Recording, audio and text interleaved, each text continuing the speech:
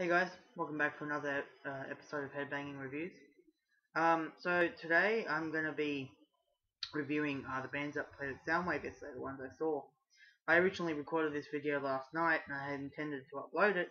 However, the file got corrupted during its upload to YouTube. I'm not too sure why, maybe it was fault of the internet or something, but yeah. So what I'm going to do is I'm just going to be going over the bands that I saw, and just tell you a bit about them. First band I saw was Hero to Hero. I think I got that right. They were a good band. Lots of energy, lots of pure. You could tell they were into it. You could tell they were into entertaining the crowd because they're playing good songs. And while each song was good, it sounded alright. It sounded good. Personally, there weren't any that stuck out to me. I mean, there was one. I think it was "Beam Me Up, Scotty." That was a good song. But otherwise, their set wasn't overly stand outish. It didn't, each individual song didn't stand out in my head. But lots of energy coming from the band. I mean, even when the singer jumped the fence and asked everyone to hug him, he was getting into it, getting into the crowd, and they put on a good show. So they get a good mention. While I was waiting to see Steel Panther, Saves the Day and Pinkerton were on.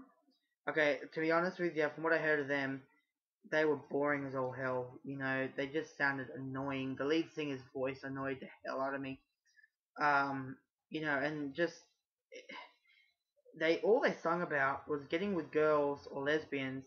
But the problem was, while that's not a bad thing to sing about, it was boring as all hell. They didn't do it in an interesting way, and that really affected it. I think it got boring, and I just think it didn't work. And that's all I can really say. I didn't enjoy that set at all, but I didn't even go see it originally, so that was alright. I heard it over the sound, stage 2 sound. Steel Panther I saw, amazing. They had everything. You watch the live videos and you think, awesome, they're gonna be good. Then you just, see them live, actually in front of you, and they were amazing. They were full of energy. Every song stood out. Even if you just see them as a comedy band, every song they put their heart into, and they just went, over the top. Their banter was funny when, between Satchel and Michael Starr, the singer, he was like, oh, our own chubby David Lee Roth. He's like, well, no, I consider myself a skinny version of Vince Neil. It was funny, it was good, and the bass player's random comments about who likes to go to the zoo, just made it, a funny, enjoyable experience. While they were playing, it just made the whole set worth it, worth the wait. And I really think that they were one of the stars of the day. Anyone who had the chance to see them, I think, really got a treat. They did really, really well. So the next set I saw was Masuga, I think that's their name. Sorry if I've misspelled, I've said it. Awesome. I've heard their songs before. Never really learned the names of each individual song, but I still liked it, and I enjoyed it a lot. I also saw Cold Chamber. Never actually listened to them before that day. Thoroughly impressed. I really enjoyed their set. The songs were heavy. It was interesting. The only weird thing was that they kept having power issues, but the singer Des Farah, I think his name is, really, he made it funny, and it was just a good day. In Flames played. They were good. They played stuff with the new album, which I think was Sounds of a Playground Fading, and they played some old stuff. They were decent. Trivium, wow. They were like Steel Panther, really getting into it, getting into the crowd. They had a lot of energy. Songs were good. They played some stuff from In Waves I didn't know of, but I was really impressed with it because I hadn't picked up the album yet. I'd stopped at Shogun. Not because of boredom or anything, just never got around to picking it up, but it's actually made me want to go get the album now. They were that good. Blistering guitar solos, awesome.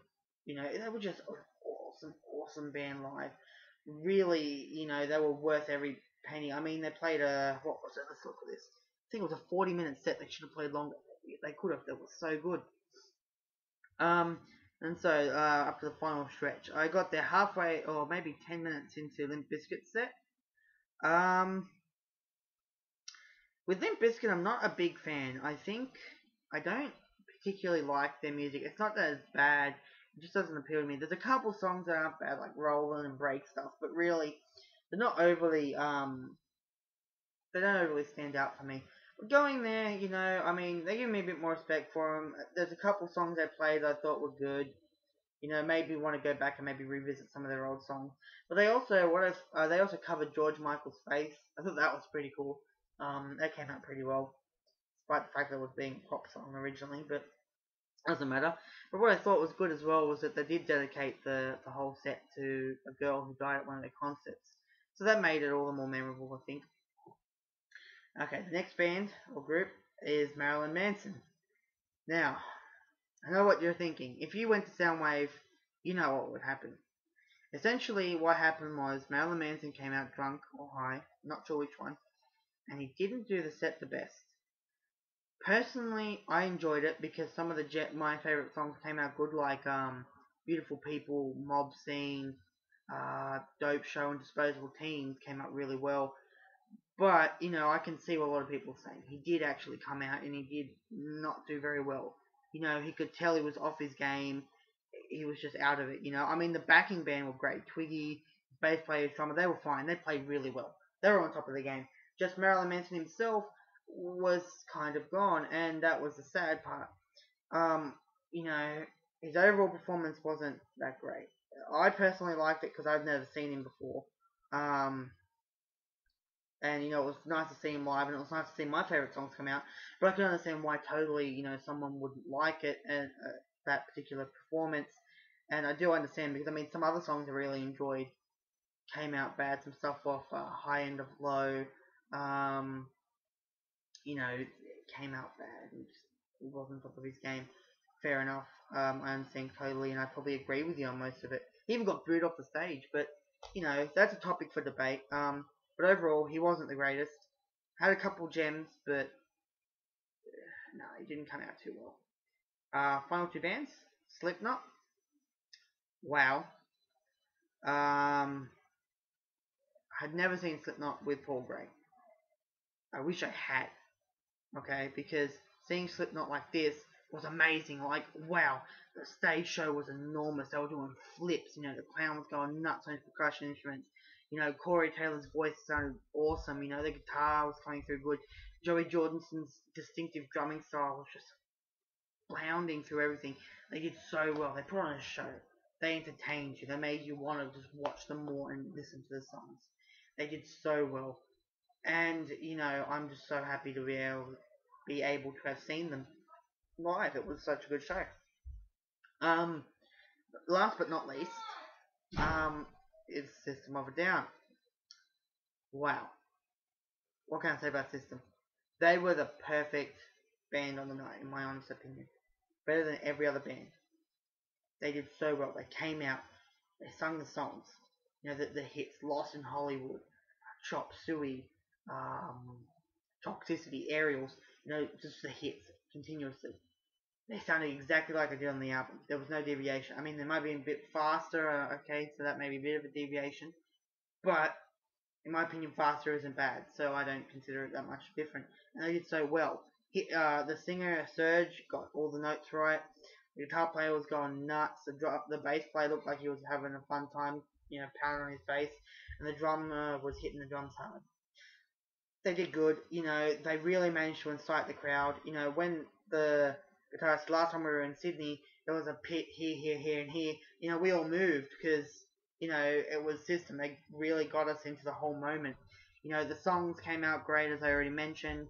The band was in top form. An hour and a half of some of the best songs I'd ever heard. The only problem is that if you had seen Slipknot and then them, you might think their show is a bit tame. But if you're not into it for the theatrical show, you wouldn't really care.